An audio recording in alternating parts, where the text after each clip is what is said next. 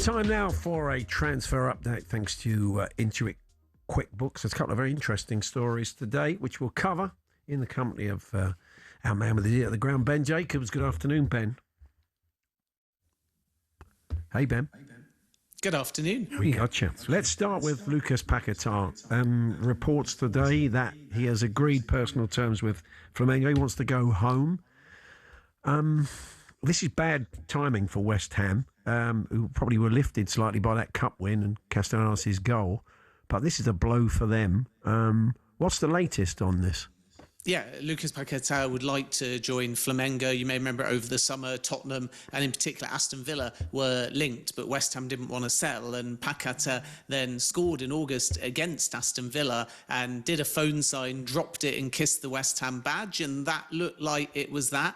But it was actually around that time, and even when he was still not cleared of those FA charges for spot fixing, that Flamengo first made their move, and since then they've kept in touch. Paqueta is not just thinking about this move in football terms. He wants to go back for family reasons as well, and it's just been about timing. I think he felt a lot of loyalty to West Ham during the spot fixing charges investigation, and now that he's been cleared, he's taken his time to think about his long-term future, and he has indeed agreed terms with Flamengo. They'd have to pay West Ham a fee somewhere in the region of 35 to 40 million pounds. But the stumbling block is, even if Paqueta wants to go now, West Ham are not necessarily looking to sell, so it could be something that develops in January. But don't be surprised if West Ham go to Paqueta in the next few days and ask him to stay until at the earliest the summer to try and keep them up in the Premier League before potentially departing. I mean, what you don't want is a key player like that so demotivated for the,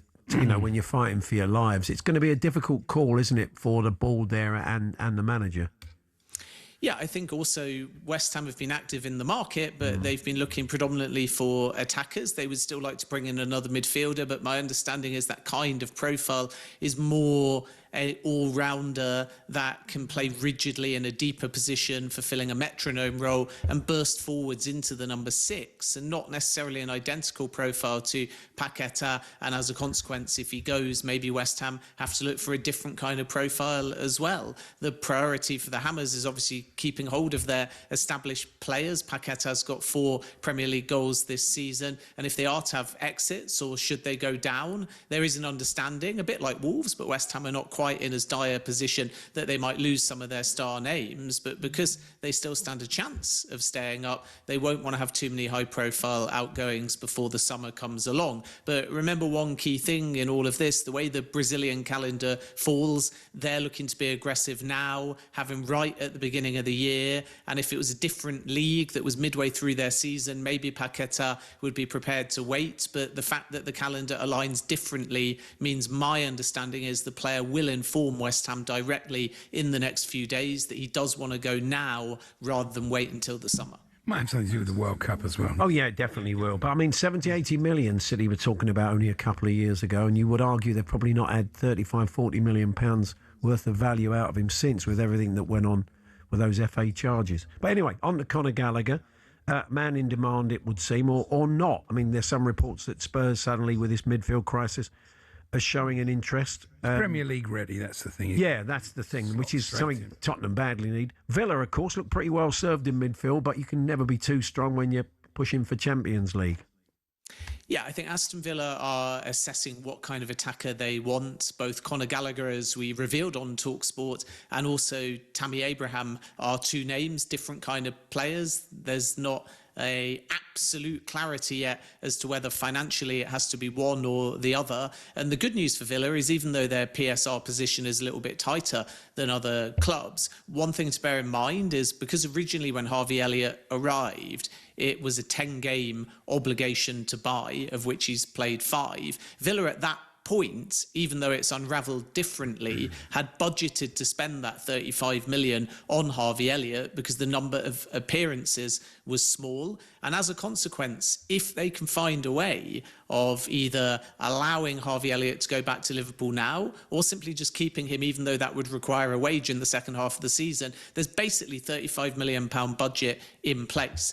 Tammy Abraham is available for in the region of 12 to 15 million pounds, and Conor Gallagher is around 25. So if you add those two up, Villa might be able to do both, and they've certainly made an inquiry for Conor Gallagher on a loan with an obligation. Atletico Madrid don't want to sanction, as they told Manchester United over the summer, a temporary exit, so it's got to be permanent or it's got to be a loan with an obligation, which is basically the same thing, structured differently. So Villa are the ones to watch. We've heard a lot about Tottenham and Conor Gallagher as well. Of course, we can't discount them making a move, but I'm told at this stage, the Gallagher camp haven't had any contact directly from Tottenham, and nor have Atletico Madrid. So let's see how they move. Rodrigo Bentancur is going to be out for about 3 months. He'll need surgery on a hamstring injury. He's a more deeper lying midfielder than Conor Gallagher. So absolutely Tottenham need a midfielder, a progressive passer, and somebody that can play at number 6. But it won't necessarily be Conor Gallagher. We can't categorically discount a Spurs move, but it's Villa at the moment that have made the inquiry. Strand Larsson's an interesting one, I think, because Wolves need his goals, but have they got no chance of staying up? Will they get more money for him now? You know, it's an interesting dilemma for them. Yeah, that's exactly it. And I think Wolves' preference is for now to keep hold of João Gomez and sell Jurgen Strand Larsson. Part of that is because they've got Tolo, the youngster Mane from more of a midfield role is also contributing very heavily and scoring goals. And Hwang, who was linked with a move to Crystal Palace, has been starting Premier League games. So everybody knows what Strand Larsson is capable of, but his value is going down for those reasons that you mentioned. The first, that Wolves look like they're going to get relegated, but also let's not forget at the moment he's only got 1 Premier League goal, so that's not helping with the valuation either. And this is why if Wolves get a £40 million offer now, maybe even 35 million with add-ons, they are prepared to sell. We've heard lots of clubs linked with his signature, including Tottenham, but at this stage I'm told the leading candidate, the one that is the most active, is actually Nottingham Forest, and Strand Larsson may be taking a bit of a gamble that Forest are going to stay up and then move very quickly onto better things and start pushing towards some of those European places. So Strand Larsson is interested in a move to Wolves. It's not big upheaval for him and his family, and they at the moment are the ones to watch to try and get his signature in January.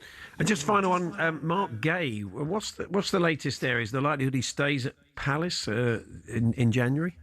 I think Manchester City are trying to change that, but it is all on Guéhi rather than club-to-club negotiation.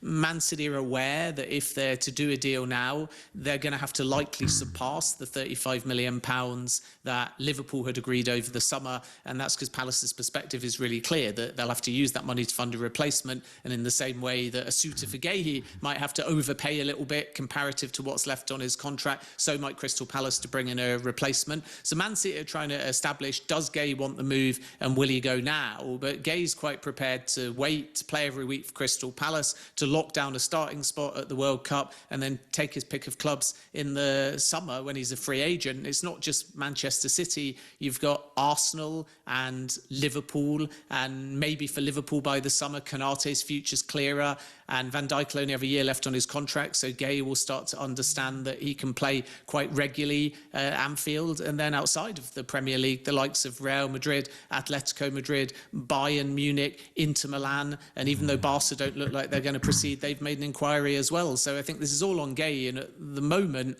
although there could be a twist if City put serious money on the table, Guéhi's quite calm and content just to wait and then choose his club in the summer. No, understandable, I think. Thank you, Ben. We'll catch up with you soon. Thanks, guys.